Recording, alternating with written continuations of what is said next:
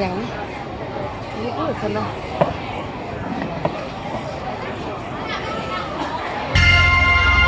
มาเวียงจันทร์สมขวญมิตรภาพกราบไหว้หอพระแก้วสมส่วนประตูไซไหว้พระธาตุหลวงมิ่งขวัญชมวิวทิวทัศน์แคมป์ของหาดซ้ายสีท้องดอนจันทร์ซิมรสอาหารนานาชาติถึงหอพาซา40สั้นพักพรเชิงวิมานสวรรค์หงแฮมดอนจันทร์พาเลทลือน้ำ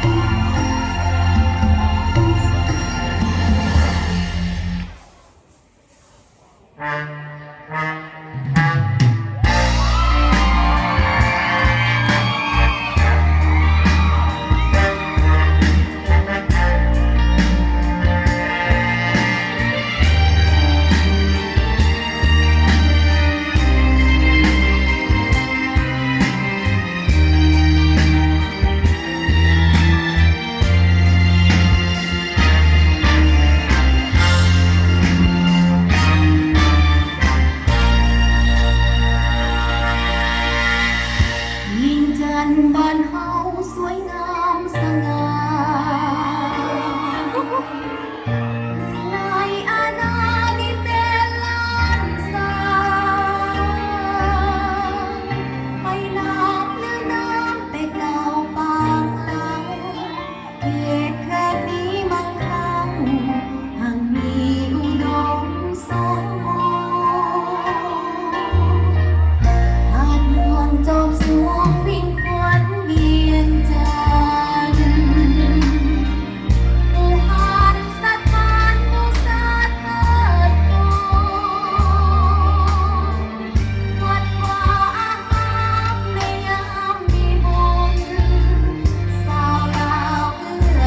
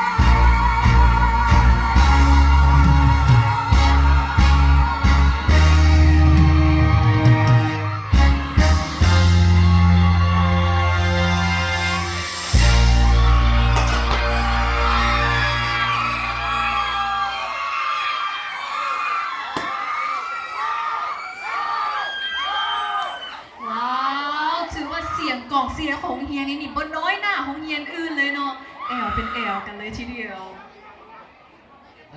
ก็ขอสมเสยคณะนำเนาะโดยเฉพาะเพลงที่มาเปิดนี่แต่เศร้าหาคำนี่มีเพลงโรงเรียนนี่ที่เปิดได้ง่ายดีที่สุดนะถ้าสั้นละเพลงที่มันได้ยินได้เสียงสิทธิ์นะเพราะว่าผ่านโทรศัพท์นี่เขากับอุกใจที่จะเปิดให้แหงได้นะถ้าสั้นก็ขออนุญาตมายังทางคณะนำของแต่ละโรงเรียนถ้าว่าเสียงคือโรงเรียนที่ขึ้นแสดงอยู่นี่เฮาเฮ็ดให้ได้เนาะแต่ว่าคือผ่านมาหั่น